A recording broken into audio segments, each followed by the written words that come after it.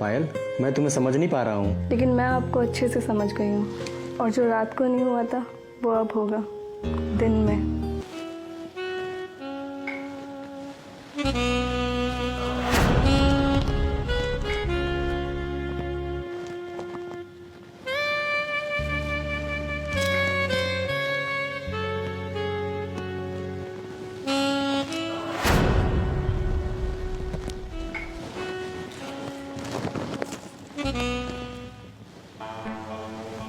देखो, ये शादी मेरी मर्जी के खिलाफ हुई है। मेरे माँ बाप ने मेरी मर्जी जाने बिना मेरी शादी तुमसे करा दी। तो क्या तुम किसी और से प्यार करती हो? नहीं, मैं इस प्यार व्यार के लफड़ों से दूर रहने वाली लड़की हूँ। तो फिर प्रॉब्लम क्या है पायल? ना तुम मुझे जानते हो, ना मैं तुम्हें जानती हूँ, और ना ही हम दोनों एक दूसरे की पसंद नापसंद जानते हैं, और फिर भी हमारी शादी हो। तो शादी से पहले क्यों नहीं बताया अपने घर वालों को कि मुझे ये रिश्ता मंजूर नहीं है? बोलो पायल। रवि, हम एक दूसरे को कितना जानते हैं? ज़्यादा से ज़्यादा हफ्ता 10 दिन ही मिला है हमें, और एक दूसरे को समझने के लिए हफ्ता 10 दिन की जान पहचान से पूरी जिंदगी साथ रहने का फैसला नहीं लिया जा सकता। रवि पायल, अगर ये बात तुम्हारे मम्मी पापा या मेरे मम्मी पापा को पता चलेगा तो उनको कैसा लगेगा पायल? देखो रवि, साथ हम दोनों को रहना है, ना कि हमारे माता पिता को। पहले हम दोनों एक दूसरे को समझेंगे, जानेंगे, फिर हस्बैंड वाइफ बनेंगे। तब तक के लिए हम रहेंगे तो साथ, सोएंगे भी साथ, लेकिन हमारे बीच हस्बैंड वाइफ वाला रिश्ता नहीं रहेगा। ठीक है, मुझे मंजूर है। ये बात तब तक हमारे बीच रहनी चाहिए जब तक ये फैसला नहीं हो जाता कि हम साथ रहेंगे या नहीं।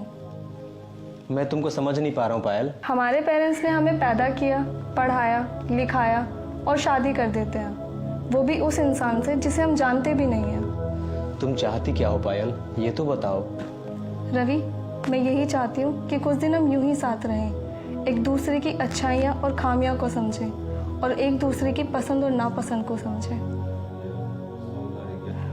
उसके बाद अगर हम दोनों एक दूसरे के दिल में जगह बना पाए तो एक साथ जिंदगी बिताएंगे, वरना हम दोनों के रास्ते अलग हो जाएंगे। ठीक है, मैं जा रहा हूँ सोने।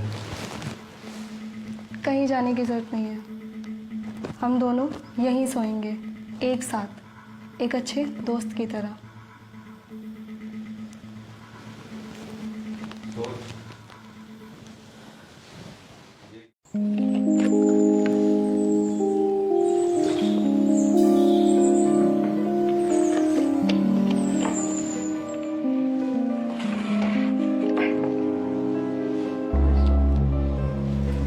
खुश रहो। कितनी संस्कारी बन रही है, देखो। ये सब नाटक है गीता, कुछ दिन ऐसा चलेगा, फिर देखना महारानी 12 बजे से पहले उठने वाली नहीं। हाँ, आप सही बोल रहे हो जी। माँ, मैं ऑफिस जा रहा हूँ। तैयार हो गया बेटा? हाँ, मैं तैयार हो गया। बेटा, अभी तो तेरी शादी हुई है, आज दूसरा ही दिन है और तू ऑफिस जा रहा है? वो क्या है ना माँ, बॉस का कॉल आया था, कुछ जरूरी काम है तो जाना पड़ेगा। बेटा, तुझे कुछ बुरा लग रहा है या नहीं? मैं कुछ समझा नहीं माँ, अब कहना क्या चाहती हैं? बेटा, हमने दहेज के लिए कोई मांग नहीं रखी थी, तो उनके पिताजी को क्या सोचना नहीं चाहिए था? बेटी विदा कर दी, वो भी खाली हाथ। माँ, एक बात कहूँ, आपको बुरी तो लगेगी, आपकी कोई बेटी नहीं है ना, इसलिए आप नहीं समझेंगी। अबे ओ ज्ञानचंद, ज्यादा ज्ञान मत दे हमें। तेरी पढ़ाई पर हमने लाखों रुपए खर्च करे हैं, इसके बाप को जरा भी शर्म नहीं आई? खाली हाथ भेज दिया बेटी को। पापा, आप क्या जानो बेटी के माँ बाप कितने अमीर और दरिया दिल होते हैं। आप तो मेरे पे लाखों खर्च किए हो, पायल के माँ बाप ने भी उसके ऊपर लाखों खर्च किए और उसको हमारे घर भेज दिए। इसके बारे में सोचा कभी आपने? अरे तो कौन सा एहसान किया है उसके माँ बाप ने हमारे ऊपर? माँ, जिसने बिना जाने समझे कि आप दोनों उनकी बेटी के साथ कैसा व्यवहार करोगे, उन्होंने अपने जिगर के टुकड़े को आपके घर भेज दिया।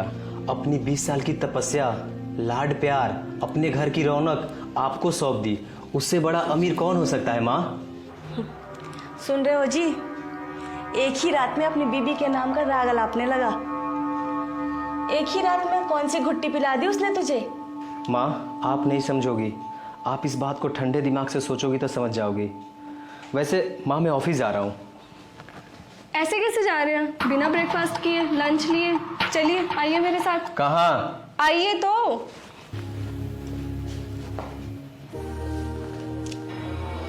वैसे रवि ठीक ही बोल रहा था जी, हमारी बहू संस्कारी तो है, तभी तो उसने एक ही रात में हमारे बेटे को सुधार दिया।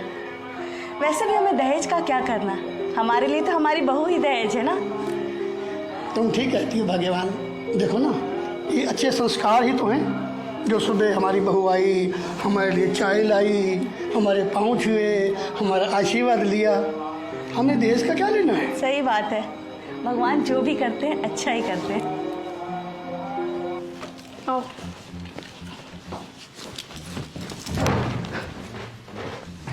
ये क्या कर रही हो पायल? मैंने तो सोचा था इस पोजीशन में आने के लिए हमें 2 से 3 महीने लग जाएंगे, लेकिन आपने तो एक ही दिन में मेरा मन जीत लिया। I love you Ravi, I love you. Payal, पागल हो गई हो क्या तुम? पायल, मैं तुम्हें समझ नहीं पा रहा हूँ। लेकिन मैं आपको अच्छे से समझ गई हूँ, और जो रात को नहीं हुआ था वो अब होगा दिन में।